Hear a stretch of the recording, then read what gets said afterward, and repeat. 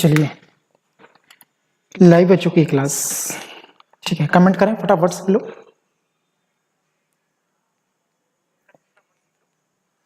क्या आवाज मेरी क्लियर आई, वॉइस आ रहा है? ओके, मुझे कमेंट करके बताइए। क्या आवाज मेरी क्लियर आई, वॉइस आ रहा है? ओके, चलो बेहतरीन, गुड, ओके। तो आप लोगों को मालूम है, मैंने जैसा कि आप लोगों को कल ही बताया था कि अब हम लोग जो हैं एक नई सीरीज चालू करने वाले हैं, बाल विकास गोल्डन टेस्ट सीरीज। बिल्कुल, REET, MP TET, C TET और आपका जो यूपी टेट है, सी टेट, केबीएस, हर एक एग्जाम को कवर करेगा। इसके लिए हम इसके पहले भी बाल विकास महासंग्राम के नाम से हमने क्लास स्टार्ट किया था और वही क्लास में हम लोग लगभग 15 से 20 टेस्ट पेपर किए थे। काफी आपको मददगार साबित हुई थी, जिसमें मैंने आप लोगों को टॉपिक वाइज क्वेश्चंस कराया था। अब जो है मैं आपको मल्टीपल क्वेश्चंस कराने वाला हूं। अब ये सीरीज भी आगे निरंतर जारी रहेगी। इसके अलावा भी मैं आप लोगों के लिए कुछ नई नई क्लासेस भी लेकर के आता रहूंगा। चलिए, तो हम सेशन को स्टार्ट करते हैं। आज का जो क्वेश्चंस रहेगा आप लोग उसको रिप्लाई करेंगे, आंसर जो भी होगा कमेंट सेक्शन के माध्यम से लाइव चैट में, और फिर इसके बाद हम लोग उसका क्या करेंगे, बिल्कुल एनालिसिस करेंगे। तो चलिए अब हम लोग स्टार्ट करते हैं आज के गोल्डन टेस्ट पर।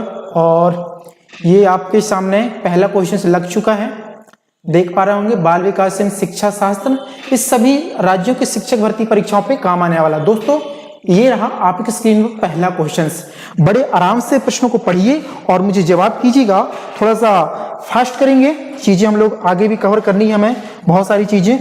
चलिए तो जुड़ जाए, एक बार अपने सभी लोगों को जोड़ लें, जितने भी भाई मित्र जो भी हैं अपने ग्रुप पर सभी को जोड़ लीजिए। बाल केंद्रित शिक्षा में मूल्यांकन का सबसे कम महत्वपूर्ण कारण है। देखिए प्रश्न आप लोगों को लगेंगे थोड़े से आसान, लेकिन उनके पीछे काफी सारे लॉजिक रहेंगे और ये लॉजिक आपको समझना होगा। बिल्कुल, नमस्ते विवेक भाई। तो आप लोग देख पा रहे हैं क्या लिखा, बाल केंद्रित शिक्षा में मूल्यांकन का सबसे कम महत्वपूर्ण कारण है। सबसे पहले दिया उन लक्ष्यों की ओर उनकी प्रगति की निगरानी करना, ठीक है, उनके अधिगम और विकास के लिए लक्ष्य निर्धारित करने में छात्रों की सक्रिय भागीदारी, किसी भी अंतराल को संबोधित करने का निर्धारण, और डी नंबर दिया मुख्य सामग्री ज्ञान और कौशल। बहुत ही बेहतरीन है, फटाफट से जवाब करेंगे मुझे, ठीक है भाई। चलिए तो अब देखो हमें इस चीज को समझना होगा। बाल केंद्रित शिक्षा की बात की जा रही है। बाल केंद्रित शिक्षा, देखो उन लक्ष्यों की और उनकी प्रगति की निगरानी करना, बिल्कुल प्रगति की निगरानी करना, ये तो बिल्कुल सही बात है, क्योंकि मूल्यांकन का सबसे कम महत्वपूर्ण कारण ढूंढ रहा है, ये तो महत्वपूर्ण कारण है। इसके बाद विकास के लिए लक्ष्य निर्धारित करने में छात्रों की सक्रिय भागीदारी, यह भी क्या है, ये भी अपना जो है सबसे महत्वपूर्ण कारण है। किसी भी अंतराल को संबोधित करने का निर्धारण, ये भी सही है, हमें संबोधित करने का निर्धारण भी करना है। मुख्य सामग्री ज्ञान और कौशल, ये जरूरी नहीं है, और हमारा आंसर यही होगा, द नंबर, ये हमारा राइट आंसर होगा। समझ पे आया, बताइए मुझे, क्लियर होगी बातें? ये होगा हमारा पहले क्वेश्चंस का राइट आंसर। चलिए बेहतरीन, गुड, बहुत बड़ी, नमस्ते सभी लोगों को। हम लोग आगे बढ़ते हैं सेकंड क्वेश्चंस पे, और स्क्रीन पे ये है आपका सेकंड क्वेश्चंस, आप लोग देख पा रहे होंगे सेकंड क्वेश्चंस को। मानव जाति में अभिवृत्ति किस प्रकार वितरित है? वितरण सामान्य है, वितरण अस्त व्यस्त है, वितरण विषम है, और वितरण विविधतापूर्ण। देखो शब्दों को आप समझिए, विविधतापूर्ण, विषम, अस्त व्यस्त और नॉर्मल यानी सामान्य। मानव जाति में अभिवृत्ति, दो चीज में कंफ्यूजन होता है लोगों को, एक होता है एटीट्यूड, ठीक है, एटीट्यूड, और एक होता है दोस्तों एप्टीट्यूड। ये दो क्वेश्चंस हैं आपके सामने, एटीट्यूड और एप्टीट्यूड। देखो एटीट्यूड तो हम किसे कहेंगे, हम कहेंगे अभिवृत्ति को, मीन्स हमारा नजरिया, हमारा दृष्टिकोण, मन स्थिति। हम इसे क्या बोल सकते हैं दोस्तों, मन स्थिति, हमारी मानसिक स्थिति, इसलिए हम इसे मन स्थिति भी कह सकते हैं। लेकिन आपका जो एप्टीट्यूड है ना, ये कहलाता अभिक्षमता, अभियोग्यता, या हम इसे क्या बोल सकते हैं, अभिक्षमता बोल सकते हैं। हमारे में क्या अभियोग्यता है, क्या हमारे अंदर रुचि है ना, अभिरुचि, हम इसे अभिरुचि, अभिक्षमता, एप्टीट्यूड को बोलेंगे। लेकिन एप्टीट्यूड अभिवृत्ति। अब मानव जाति में अभिवृत्ति के बारे में पूछा, फटाफट से, वेरी गुड, बहुत बढ़िया पूर्णिमा, विवेक, सारिका, बहुत बढ़िया। दूसरे का राइट आंसर आप लोग फर्स्ट कह रहे हैं, वेरी गुड विवेक जी, डी। देखिए मेरी बात को समझिए, सबसे पहली चीज तो आपको बता दूं मैं, अभिवृत्ति के प्रवर्तक कौन है, आल्फोर्ड। वेरी इंपॉर्टेंट क्वेश्चन से ध्यान रखना, आल्फोर्ड महोदय। क्या है आल्फोर्ड महोदय? अभिवृत्ति के क्या है, प्रवर्तक है। क्लियर हुई बात। इसके बाद अब इसका जो आंसर है, इसका right answer option number A होगा, वितरण सामान्य है। क्या हो जाएगा, वितरण सामान्य है। क्या मुझे बताइए ये कलर आपको दिखाई दे रहा है या फिर हम ये ब्लू कलर ले, बताओ मुझे, दिखाई दे रहा है सबको? चलो ओके, वेरी गुड, 8 लोग जुड़ चुके हैं। एक बार मैं सभी लोगों से रिक्वेस्ट करूंगा, एक बार आप लोग क्लास को शेयर कर दीजिए अपने सभी ग्रुप में। इसी तरीके से हम लोग डेली क्लास करेंगे और मैं आपको यह भी कहूंगा कि मैं केवल बाल विकास की सीरीज नहीं लाने वाला। जैसे मैं एनसीएफ 2005 के महत्वपूर्ण 50 प्रश्न, आपका सतत एवं व्यापक मूल्यांकन के महत्वपूर्ण 50 प्रश्न, ऐसे टॉपिक पर भी आप लोगों से चर्चा करने वाला हूं। बहुत बेहतरीन मजा आएगा। अब हम लोगों की क्लास रेगुलर चलेगी, बस आप लोगों का सहयोग जरूरी है।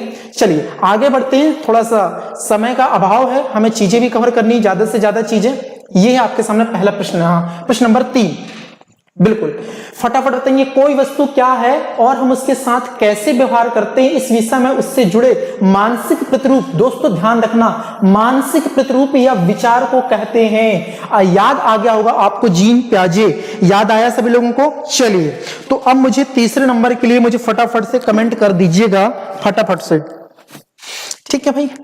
चलिए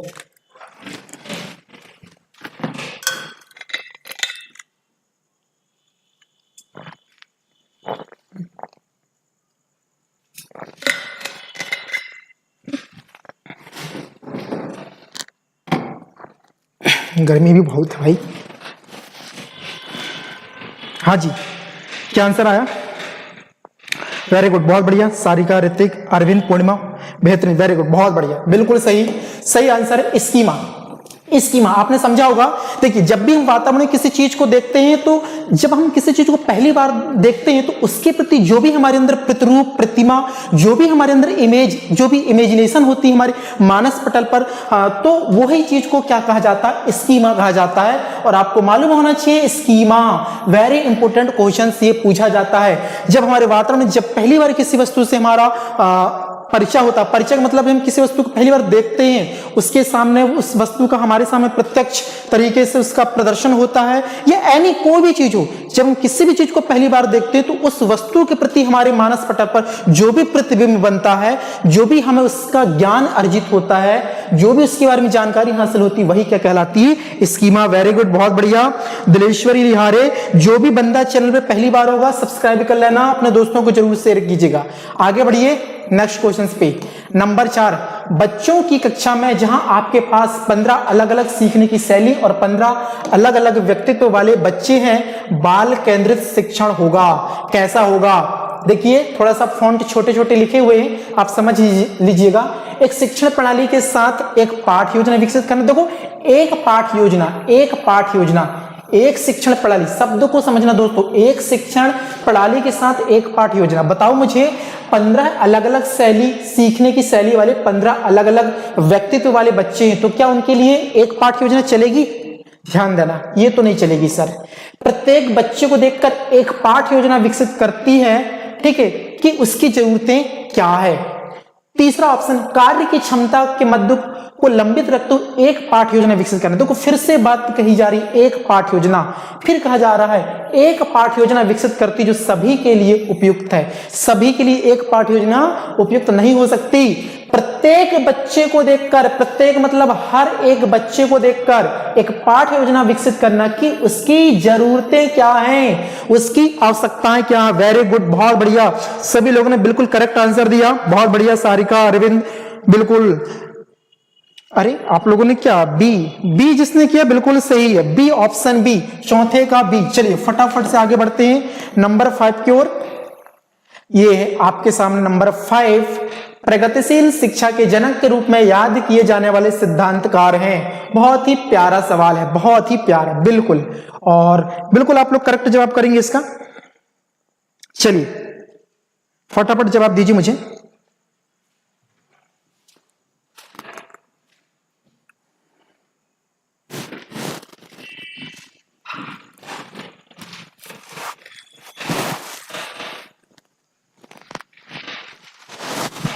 अरविंद, विवेक, ऋतिक।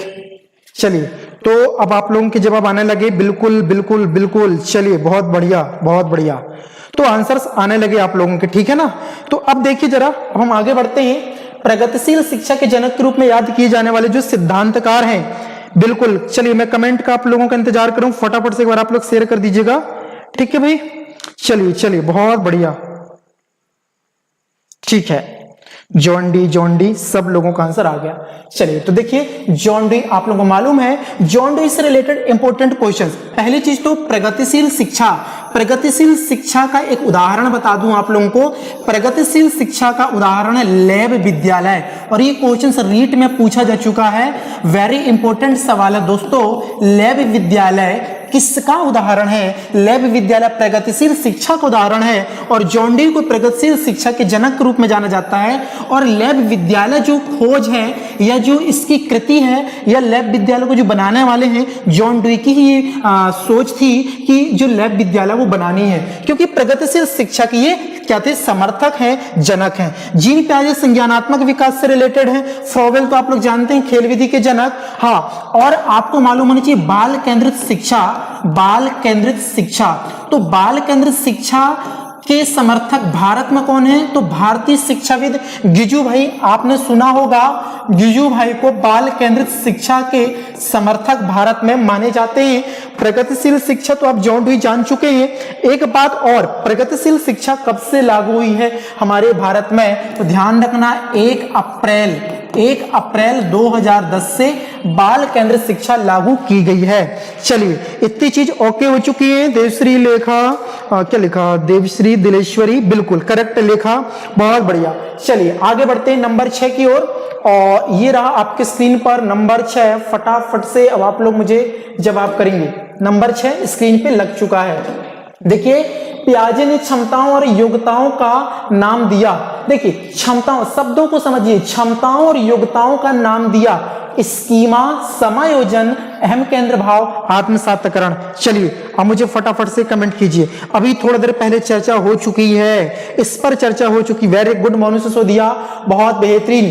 पियाजे ने क्षमताओं और अभियोग्यताओं या योग्यताओं का जो नाम दिया है उसे हम स्कीमा कहेंगे, क्योंकि किसी भी वस्तु के प्रति जो हमारे मानस पटल पर जो प्रतिबिंब बनता है, जो हमारे अंदर क्षमताएं होती हैं, जो हमारे यहाँ योग्यताएं होती हैं, वही तो क्या कहलाता है? स्कीमा। समायोजन, समायोजन तो आप लोग जानते ही हैं, नए वातावरण में उसके अकॉर्डिंग अनुकूलित हो जाना, अपने आप को समायोजित कर लेना, वही प्रक्रिया क्या कहलाती है? समायोजन। किसी नए ज्ञान को अर्जित करना, हमारे मानस पटल पर वो करना, आत्मसात्करण कहलाता है। क्लियर है? बिल्कुल 6 का ये, बिल्कुल वेरी गुड। विभा, लेखा, पूर्णिमा, बिल्कुल सबके आंसर आ रहे हैं। आगे बढ़ते हम लोग नेक्स्ट क्वेश्चन पे। देखिए नंबर 7 पे क्या लिखा? नंबर 7 पे अन्वेषण अधिगम में शिक्षण अधिगम के खालिस्तान की भूमिका निभाते हैं। अन्वेषण अधिगम में शिक्षण अधिगम के खालिस्तान की भूमिका निभाएंगे। सलाहकार की, समन्वयक की, प्रबंधक की, प्रेरक की। एक शिक्षक जो है अन्वेषण अधिगम, खोजपूर्ण, यानी सीखने का वह तरीका खोजपूर्ण अधिगम में जो शिक्षण अधिगम होगा उसमें एक शिक्षक की क्या भूमिका होगी? सलाहकार की होगी, समन्वयक की होगी, प्रबंधक की, प्रेरक की। बहुत बढ़िया, फटाफट मुझे कमेंट करते जाइए आप लोग, हर एक का बिल्कुल करेक्ट आंसर आना चाहिए। चलिए तो मेरी बात को समझिए जरा, आप लोग कमेंट करते चलें फटाफट से। कमेंट थोड़े स्लो कमेंट आ रहे हैं भाई, ये ना, ये कमेंट सेक्शन आपका काफी स्लो चल रहा है, कमेंट थोड़ा मुझे फास्ट कीजिएगा, ठीक है? चलिए ठीक है, कोई दिक्कत नहीं है, बस अपना आंसर दीजिए। देखिए समन्वयक इसका राइट आंसर होगा। क्या होगा इसका राइट आंसर? समन्वयक, सामंजस्य स्थापित करने वाला, तालमेल बैठाने वाला, आपस में तालमेल, एकता लाने वाला समन्वयक, ठीक है? सामंजस्य स्थापित करने वाला, तो यही राइट आंसर होगा। समन्वयक की क्या होगी? भूमिका होगी। बहुत बढ़िया, 7वें का भी मोनू सिसोदिया, लेखा, बिल्कुल करेक्ट है आप लोगों के आंसर्स। आगे बढ़ते हैं नंबर 8 पर, और ये रहा आपका सवाल नंबर 8। क्लियर है? सवाल नंबर 8 देखिए जरा क्या लिखा हुआ है नंबर 8 में। विशेष शिक्षा इससे संबंधित है। सवाल को समझिए, विशेष शिक्षा प्रतिभाशाली बच्चों के लिए प्रशिक्षण कार्यक्रम, शिक्षकों के लिए प्रशिक्षण कार्यक्रम, प्रतिभाशाली लोगों के लिए शिक्षा, विकलांगों के लिए शैक्षिक कार्यक्रम। अब मुझे आप लोग बताइए, क्या विशेष शिक्षा प्रतिभाशालियों को देना होता है? जी नहीं। क्या शिक्षक के लिए प्रशिक्षण कार्यक्रम है? जी नहीं। प्रतिभाशाली नहीं, तो ऊपर के 3 ऑप्शन तो हमारे कट हो चुके हैं। क्योंकि विशेष शिक्षा की बात की जा रही तो यह होगा विकलांगों के लिए शैक्षिक कार्यक्रम। 8वें का राइट आंसर क्या हो जाएगा? ऑप्शन नंबर डी हो जाएगा। क्लियर है जी? फटाफट बताइए मुझे, यहां तक ओके है? चलिए बहुत बढ़िया। अब देखिए जरा, इतने मस्त क्वेश्चंस बताने वाला हूं इससे रिलेटेड, बहुत बेहतरीन क्वेश्चंस बताने वाला हूं। क्या क्या क्वेश्चंस हैं थोड़ा सा ध्यान से देखेंगे। पहला, ठीक है, अस्थि बाधित संस्थान। पहला क्वेश्चन आपको बता रहा हूं मैं, आपसे पूछेगा अस्थि बाधित संस्थान कहां पर है, क्योंकि ऐसे क्वेश्चंस बनने की बहुत ज्यादा संभावना। अस्थि बाधित संस्थान, तो अस्थि बाधित संस्थान आप ध्यान रखना कोलकाता पे मेरे दोस्तों। कहां पे है? कोलकाता पे है। ये सबसे पहला इंपॉर्टेंट क्वेश्चन हुआ। अस्थि बाधित संस्थान अस्थि बाधित संस्थान, ठीक है। कहां पे है अस्थि बाधित संस्थान? ठीक है, कमेंट कीजिए, कमेंट नहीं आ रहा आप लोगों के। देवसी 8वीं का डी, 8वीं का टी, हाँ बिल्कुल सही, सबके आंसर बिल्कुल करेक्ट है, बिल्कुल सही है। अब मेरी बात को समझना, अस्थि बाधित संस्थान सेकंड नंबर की बात कर रहा हूं मैं। क्या सेकंड नंबर की बात कर रहा हूं मैं? दृष्टि बाधित। सेकंड नंबर की बात करते हैं दृष्टि बाधित संस्थान। और जब भी दृष्टि बाधित संस्थान की बात आएगी तो आप लोग दिमाग लगाएंगे कहां पर? दृष्टि से देहरादून, ऐसा आप लोग दिमाग में सेट कर लेना। दृष्टि बाधित मींस देहरादून। तो 2 इंपॉर्टेंट संस्थान हो गए। एक आता है मानसिक विकलांग संस्थान, मानसिक से रिलेटेड है, तो वो तेलंगाना आपका सिकंदराबाद में होगा। 3 चीजें हो गई। इसके बाद आपसे पूछेगा भारतीय पुनर्वास केंद्र। देखो कुछ चीजें बोलकर ही बता जा सकती हैं, लिखाकर नहीं बता जा सकती। ये चीजें आप लोग नोट कर लीजिएगा। भारतीय पुनर्वास केंद्र जबलपुर में है। कहां पे है? जबलपुर में है। कस्तूरबा विद्यालय की जो शुरुआत है कब से हुई थी? सन 2004 से हुई थी। कब से हुई थी? 2004 से हुई थी। मानव संग्रहालय कहां पर है? मानव, देश का पहला मानव संग्रहालय भोपाल में है। मध्याह्न भोजन की शुरुआत कब से हुई? 1995, यानी मिड डे मील, ठीक है। सर्व शिक्षा अभियान सन 2001 से माना जाता है। सब बढ़ें सब पढ़ें, ये मूल नारा है किसका मेरे दोस्त? ये नारा है सब पढ़ें सब बढ़ें सर्व शिक्षा अभियान का। तो कितने सारे बेटी बचाओ बेटी पढ़ाओ, कितने सारे फैक्ट आपको मैं बता दूंगा, आप लोग नोट जरूर करना।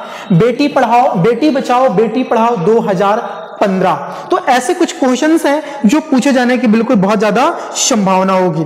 तो कस्तूरबा गांधी भी आप लोग समझ गए, सारी चीजें होगी, ठीक है। चलो आगे बढ़ते हैं 9वें नंबर पे। ये है 9वें नंबर पे, देखिएगा क्या लिखा है। खालिस्तान बुद्धिमत्ता तीव्रतर विकास से जुड़ी। सिंपल सा है, शब्दों को ध्यान रखिए। तीव्रतर क्या है? तीव्रतर, तीव्रतर तो सीधी सी बात है, तीव्रतर उच्च बुद्धि से रिलेटेड होगी, ठीक है।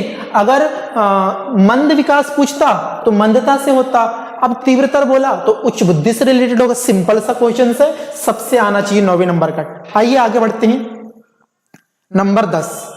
चलिए नंबर 10 में आप लोग देख पा रहे होंगे, अधिगम सिद्धांत माता पिता की भूमिका को उनके बच्चे के विकास में कैसे चिन्हित करते हैं। कैसे चिन्हित करेंगे?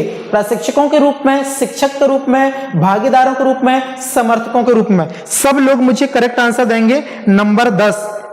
फटाफट से नंबर 10 के रूप में बताइए मुझे आंसर।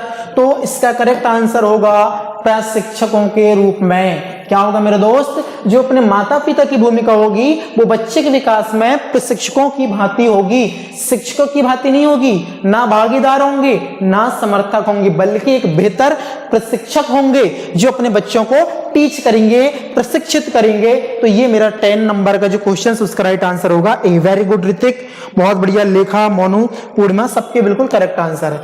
बढ़ते नंबर अगले पे, ये है आपके सामने नंबर 11। और नंबर 11 को देखेंगे बड़े ध्यान से। एक समूह के समाजमिति विश्लेषण का उपयोग व्यक्तित्व को किस विधि के रूप में मापने के लिए किया जाता है? प्रेक्षण, वस्तुनिष्ठ, व्यक्तिनिष्ठ और प्रक्षेपी। बड़ा ही प्यारा और सिंपल सा क्वेश्चन है एक समूह के समाजमिति विश्लेषण के लिए। अब मुझे बताइए फटाफट से, ऋतिक झारिया, लेखा। चलिए कमेंट कीजिए मुझे, समाज मिति विश्लेषण का उपयोग व्यक्तित्व को किस विधि के रूप में मापा जाएगा?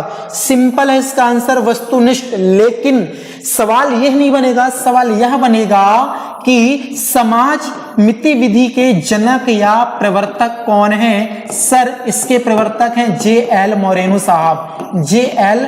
मोरेनो, ठीक है, मोरेनो। ये सवाल पूछ सकता है। समाज मिति विधि के जो प्रवर्तक हैं J.L. मोरेनो जी हैं। क्लियर है? ये सवाल आपको बनेगा और इसमें सामाजिक अध्ययन किया जाता है, ठीक है, दो लोगों के बीच में तुलना की जाती है और जिस तकनीक के द्वारा समाज मिति विधि से जो अध्ययन किया जाता है उसे सोशियोग्राम कहा जाता है। ये भी नोट कर लेना, पूछ सकता है किससे? सोशियोग्राम तकनीक से, सोशियोग्राम तकनीक से दोस्तों ये चीज का अध्ययन किया जाता है। किस चीज का? जो J.L. मोरेनो साहब ने समाज मिति विधि दिया है, जिसका पूरा सामाजिक अध्ययन किया जाता है, तुलनात्मक रूप से अध्ययन किया जाता है उसके बारे में, तो यही चीज है। आप लोग समझ पाए होंगे, वेरी गुड, बहुत बढ़िया। 11 का भी नेक्स्ट क्वेश्चन पे चलते हैं, नंबर 12 पे, और ये आपके स्क्रीन पे है नंबर 12।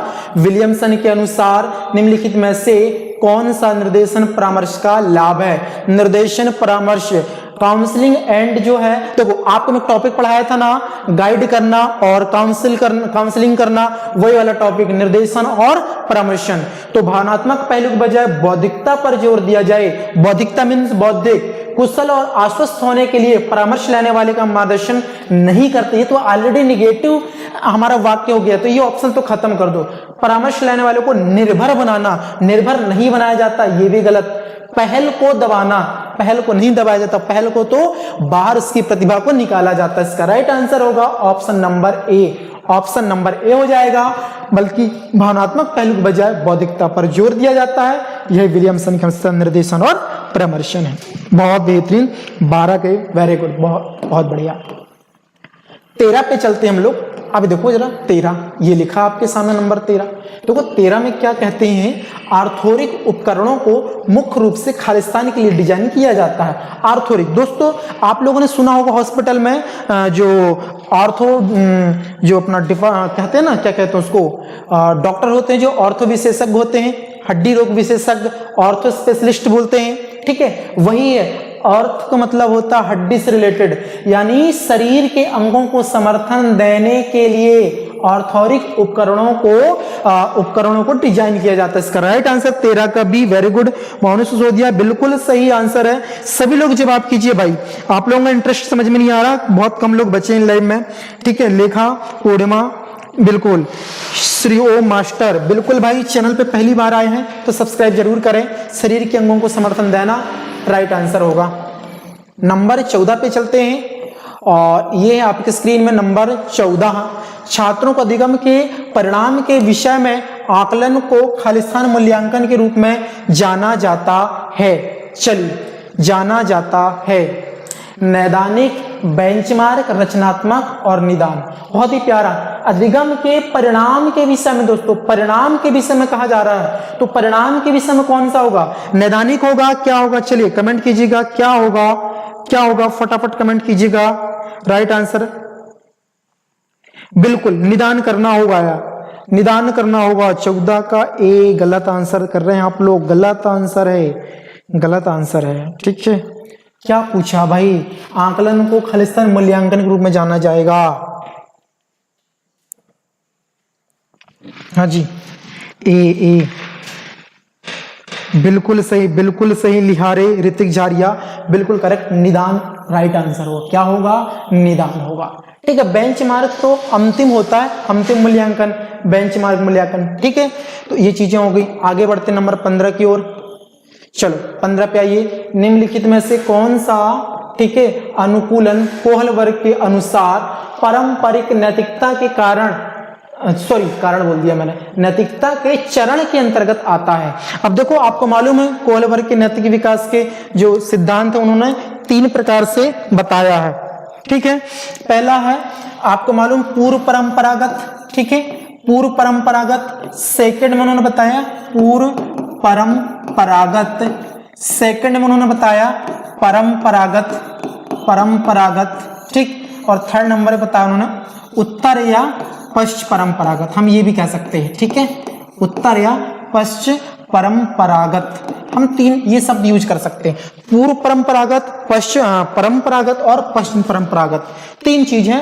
और इसके अकॉर्डिंग बताना है पारंपरिक नैतिकता के चरण के अंतर्गत आएगा दंड, आज्ञा के प्रति अनुकूलन, सामाजिक सहानुभूति और विवेक, सार्वभौमिक नैतिक मूल्यों की नैतिकता, सहायक उद्देश्य और विनियमन।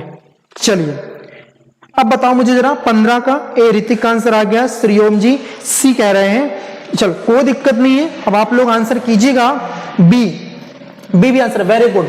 अब आप लोग समझ रहे पारंपरिक नैतिकता की बात की जा रही है, आप लोग तो ऑप्शन नंबर सा को आप ऐसे ही हटा सकते हैं।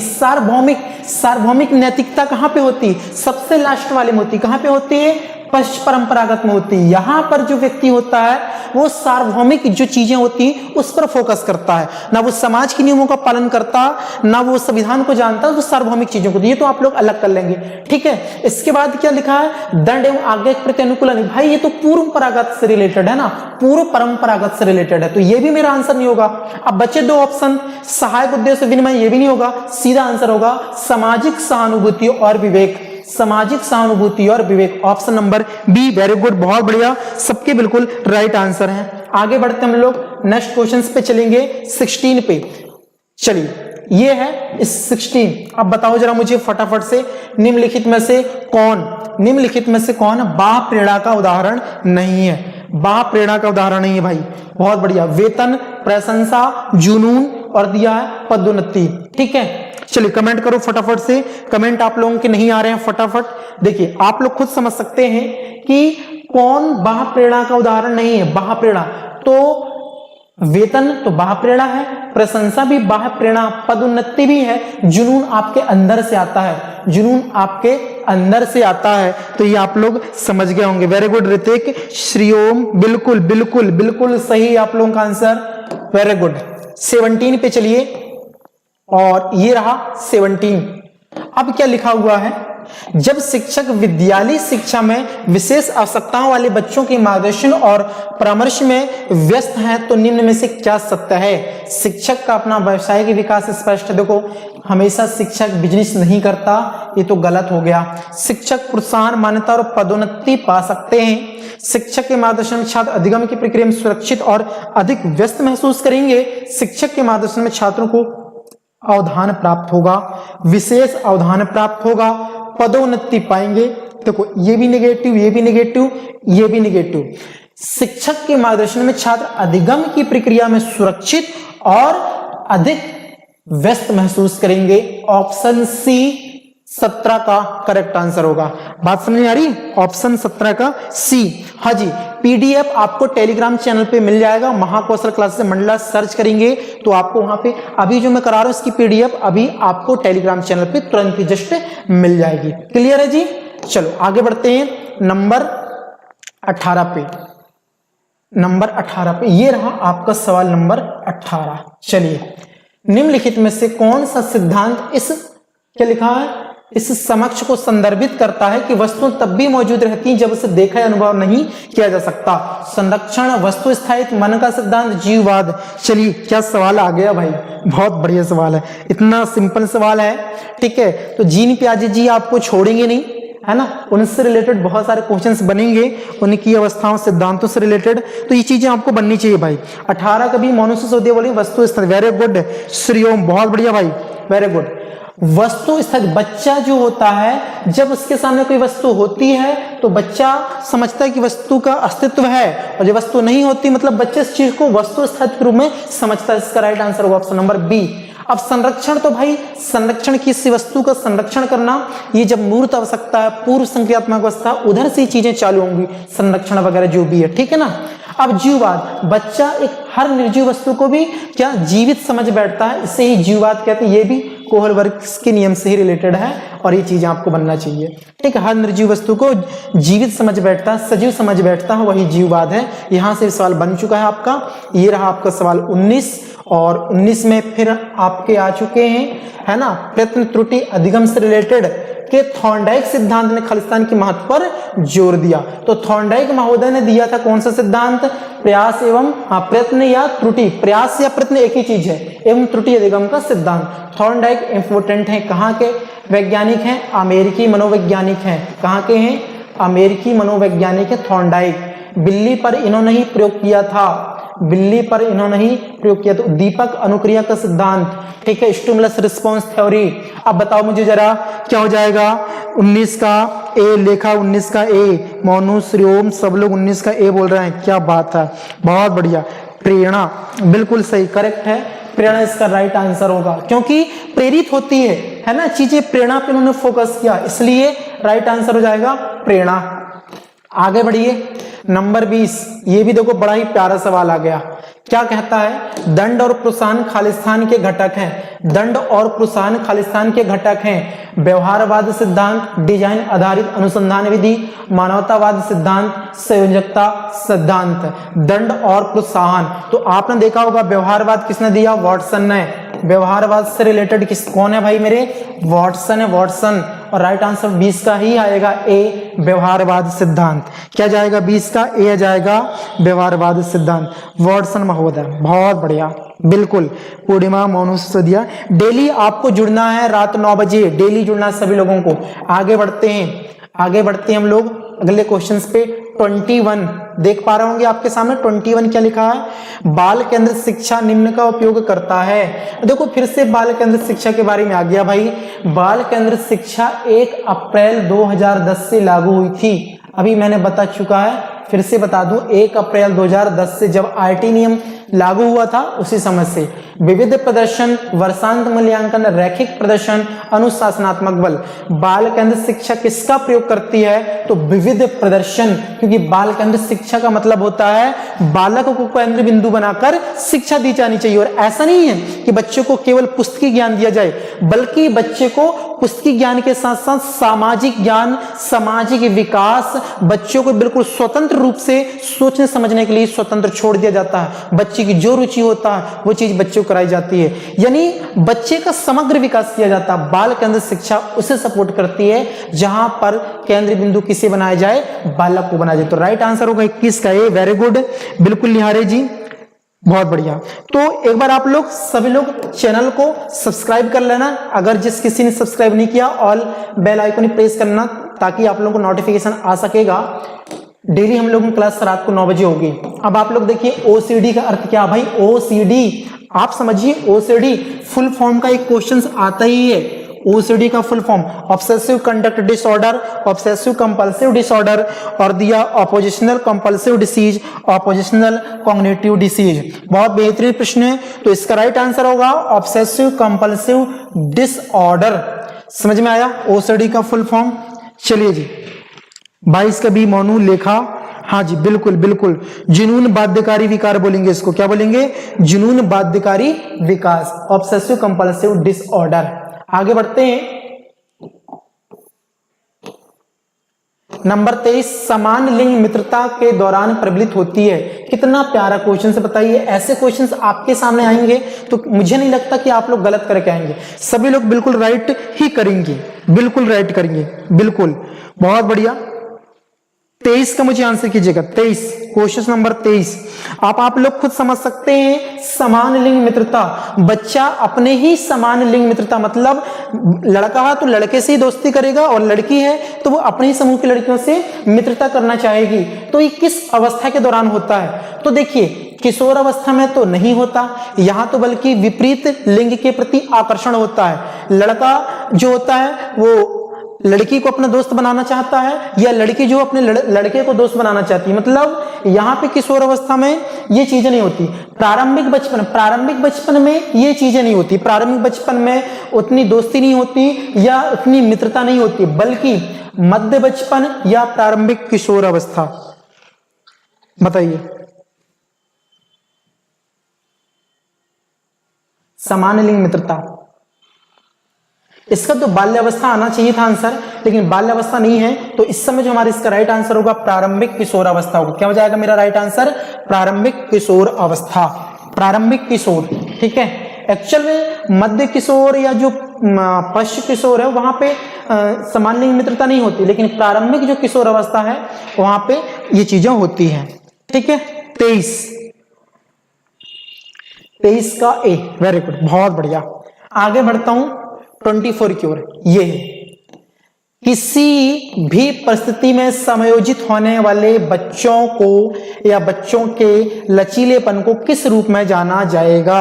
बहुत बढ़िया, क्या पूछा है, लचीलेपन को। तो देखो लचीलापन दृढ़ तो हो नहीं सकता, दृढ़ मतलब कठोर, अक्षमता मतलब अक्षमता, वांछनीय मतलब बिल्कुल झूठा, वांछनीय, ढलनशीलता इसका राइट आंसर होगा। जैसे ढालो वैसा ढल जाए, जिस भी स्थिति में समायोजित करो वैसा ही वो समायोजित हो जाए, मीन्स वैसा ही ढल जाए। हम जिस वातावरण में जाएंगे हम उसके अनुकूलित, उसके अकॉर्डिंग हो जाएंगे, उनके अनुसार ढल जाएंगे। वही है कि किसी भी परिस्थिति में समायोजित होने वाले बच्चों के लचीला जो पन होता है वो ढलनशीलता कहलाता है। बहुत बढ़िया, वेरी गुड। 24 का डी, लेखा, श्रेयोम, पूर्णिमा, मोनू, बिल्कुल सभी लोगों ने राइट आंसर दिया।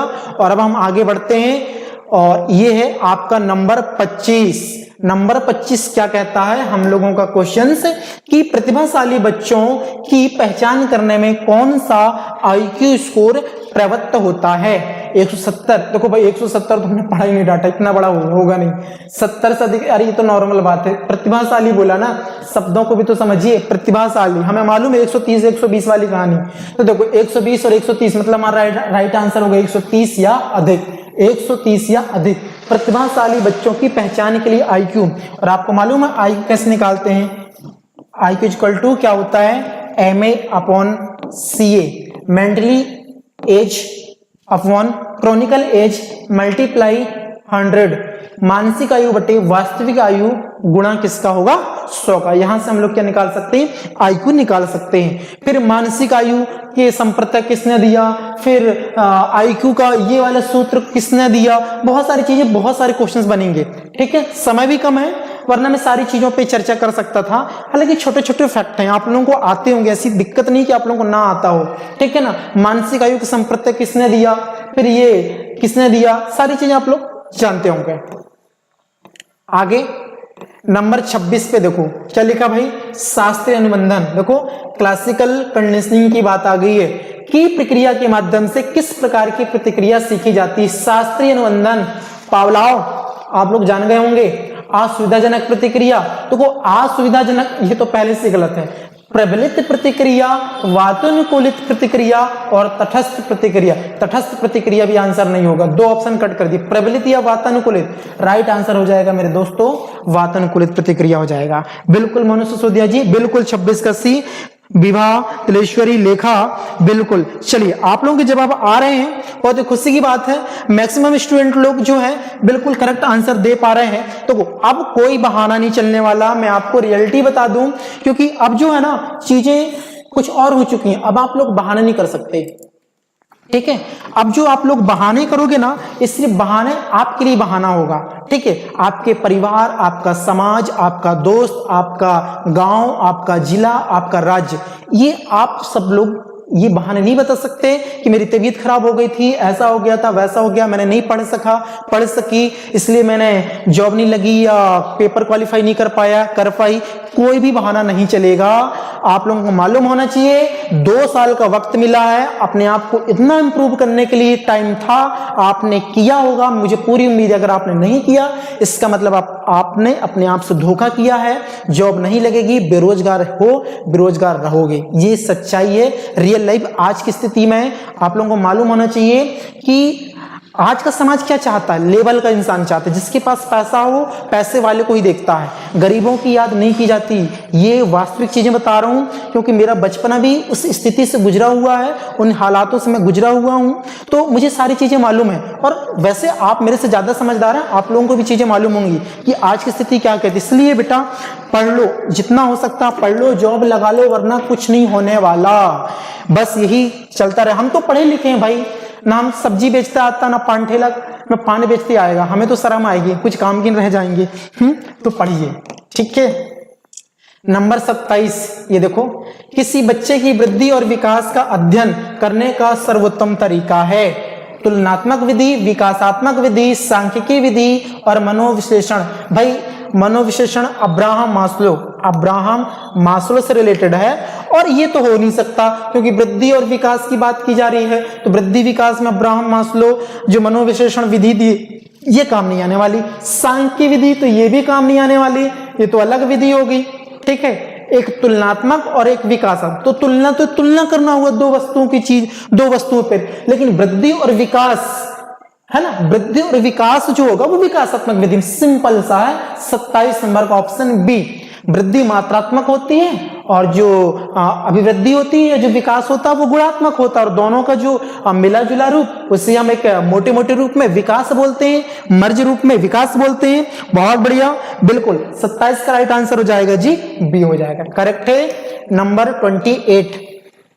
आवश्यकताओं का पदानुक्रम प्रेरणा का एक महत्वपूर्ण परिप्रेक्ष्य है कि इनके द्वारा प्रतिपादित किया गया था। सिंपल है, अब्राहम मास्लो, आवश्यकता और पदानुक्रम का सिद्धांत अब्राहम मास्लो ने दिया था, और उन्होंने कुछ चीजें बताई थी। सबसे बेसिक, सबसे जो हमें जरूरी होती है वो होती है क्या है, देह की आवश्यकता। देह की आवश्यकता, शारीरिक आवश्यकता, भूख प्यास काम और निद्रा, जिससे ही उन्होंने जैविकी आवश्यकता भी कहा है। जैविकी आवश्यकता या देह की आवश्यकता या शारीरिक आवश्यकता, हम 3 प्रकार से हम कह सकते हैं। और सबसे लास्ट वाला आत्मसिद्धि की आवश्यकता। तो ऐसे 5-6 स्टेप हैं, आप लोग देख लेना। अब्राहम मास्लो पूरा डिटेल से, जीन पियाजे, पावलोव, फ्रायड, सारे के सारे वेरी इंपॉर्टेंट हैं। फ्रायड महोदय, ठीक है, इनका सिद्धांत भी हम लोग पढ़ेंगे। मनोलैंगिक विकास का सिद्धांत, 3 प्रकार की 4-5 प्रकार की आवश्यकताओं के बारे में बताया था, वो भी देख लेंगे। सब कुछ डिस्कस करेंगे आराम से, बिल्कुल निश्चिंत रहें आप लोग। सब में करा देने वाला हूं आप लोगों को। 29, देखिए, निम्नलिखित में से कौन सी कार्यविधि हमें जानकारी को मान्य करने में मदद करती है? मूल्यांकन, अपसारी चिंतन, अभिसारी चिंतन और संज्ञान। चलिए जी, कौन सी विधि बताइए मुझे, फटाफट बताइए। हम किसे मानेंगे? देखो, चिंतन, ये दोनों तो शब्द अलग है भाई, ये तो चिंता से रिलेटेड है। बताओ इनका क्या काम है यहाँ पर? ये तो चिंता से रिलेटेड है। संज्ञान, ज्ञान संज्ञान, ये भी इसका कोई काम नहीं। हमें क्या कार्य विधि, हमें मान्य, मान्य मतलब मूल्यांकन। मूल्यांकन से जो हमें चीज मालूम होगी, जब तुम उसे मान्य या अमान्य करेंगे। तो सिंपल सा राइट आंसर 29 का ए। Very good. नहीं, सिसोदिया जी गलत आंसर, आपका बी गलत आंसर दे रही है। राइट आंसर होगा। और आज के सेशन का आखिरी सवाल है, आपकी स्क्रीन पर देख सकते हैं कि निम्नलिखित में से पारस्परिक सहयोग इसमें से अधिक पाया जाता है। पारस्परिक सहयोग अधिक पाया जाता है समूह पर, टीम पर, समाज पर, कक्षागृह पर। कक्षागृह का कोई काम नहीं, समाज का कोई काम नहीं, समूह का कोई काम नहीं। राइट आंसर होगा ऑप्शन नंबर बी, टीम। 30 का भी सिसोदिया जी, पूर्णिमा, बिल्कुल सही। चलिए, तो एक बार फटाफट से लाइक कर देना भाई, इतने सारे लोग देख रहे हैं, और क्लास को जरूर शेयर करना। श्रीओम लेखा लिहारे जी, जो भी चैनल पे पहली बार आए हैं सब्सक्राइब कर लेना, और जिसने ऑल बेल आइकन प्रेस ना किया वो कर लीजिएगा, और अपने ग्रुप में जरूर शेयर करना। बस छोटी सी रिक्वेस्ट आप सभी साथियों से मेरी है। और इसी तरह हम कल मिलेंगे रात को 9 बजे। तब तक के लिए सभी लोगों को बहुत बहुत धन्यवाद आज के सेशन को अटेंड करने के लिए। डेली हम इसी तरीके से बाल विकास गोल्डन टेस्ट हम लोग करेंगे, ताकि आने वाले समय में जब एग्जाम होगा तो हमें सारी चीजें मददगार साबित होंगी, हमारी तैयारी बेहतर से बेहतर होगी। मुझे मालूम बहुत सारे लोग पढ़ाई छोड़ दिए बीच में, बहुत सारे स्टूडेंट का कॉल आया, सर कुछ बता दीजिए कैसे पढ़ना, क्या करना, कौन से बुक खरीदना, बहुत सारी चीजें हुई। तो देखिए, मैं तो बातें करता हूँ, बता भी देता हूँ, लेकिन देखो, हम सब कुछ पढ़ चुके हैं। हमको ये यकीन करना होगा, हम लोगों को खुद को मानना पड़ेगा कि हम लोग पढ़ चुके हैं, हमारी तैयारी हो चुकी है। हमें सिर्फ मॉडिफाई करना अपने आप में। अब कोई बच्चा कहे कि सर मैं कैसे पढ़ूं, किस बुक से पढ़ूं, तो ये तो गलत पूछ रहे हो भाई। 2 साल से कहाँ थे? 2 साल से कोई किताबें नहीं खरीदे, 2 साल से आपको चीजें नहीं मालूम कैसे पढ़ना। अब याद आ रही सर कैसे पढ़ना, बता दीजिए। तो मैं तो बता दूंगा प्यार से, मुझे कोई दिक्कत नहीं। लेकिन अगर आप लोग बिल्कुल जीरो हो चुके हो तो ये आपकी बहुत बड़ी कमी है, इस चीज को ध्यान रखें। ठीक है, कल मिलेंगे सब लोग। Good night. ठीक है, जय हिंद, जय भारत।